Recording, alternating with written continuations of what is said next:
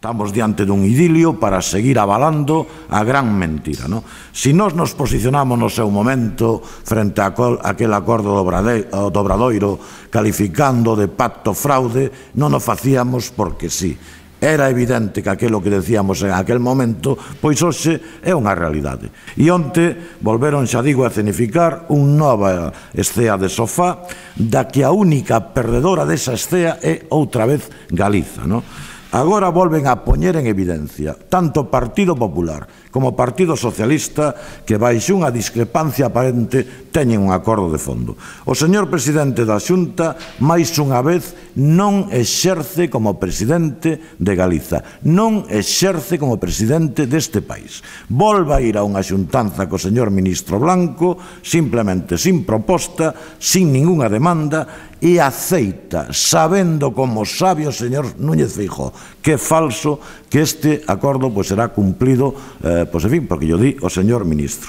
O señor Núñez Feijóo volve a actuar como galiño, en fin, no galiñeiro galego, en fin, se pon así un pouco gallito, por decirlo en términos coloquiais, e unha vez que se atopa diante dun ministro, o do goberno central se volve a arrugar, xa o fixo co financiamento autonómico, fixo ca lei de caixas, etcétera, etcétera. E volve a facer con este pacto ferroviario. Polo tanto, Galiza non ten nada que celebrar, estamos diante, eu digo así, dunha nova estafa política a todos os galegos e as galegas. Estafa política, diante dun engano masivo. E unha estafa que está protagonizada por dous dirixentes que carecen de credibilidade algunha. E o señor ministro de Fomento en concreto carece de credibilidade algunha. Poderá poñerse a mirar os ollos, como queira. Pode mirar aos ollos ou pode mirar ao chan, pero ningunha credibilidade, porque a credibilidade se gana, e se gana cumplindo as palabras dadas. Había unha previsión de licitar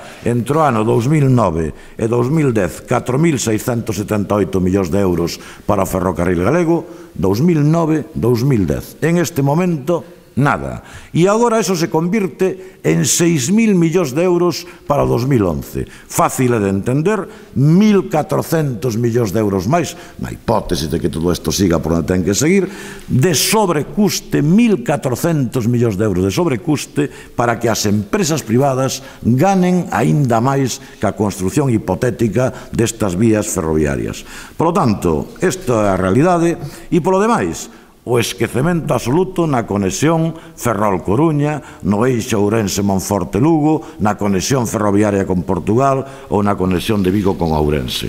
Por lo tanto, nós, como Bloque Nacionalista Galego, creemos, e así é, que estamos diante dun novo paripé. Recorda aquel famosísimo paripé das autovías, recorda a mesma bella táctica que seguían o señor Fraga co señor Cosculluela e o señor Borrell, e polo tanto agora estamos ca excusa da crise. Antes, cal era a excusa?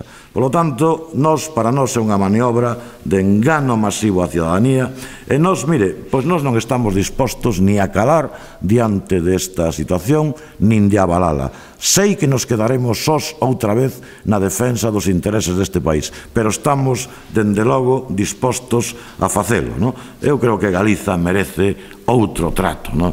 Outro trato diferente ao que nos están procurando o goberno central. Merecemos un presidente diferente, no sentido dun presidente que si se poña as pilas na defensa deste país, e, polo tanto, nós o que non creemos aceptable de ningunha maneira é que se siga por esta vía de retraso tras retraso, engano tras engano, para que ao final nós seamos os paganos, os galegos e galegas, pois, en fin, de unhas infraestructuras ferroviarias que en outros lados do Estado, pois é evidente que, en fin, que están moito máis desenvolvidas.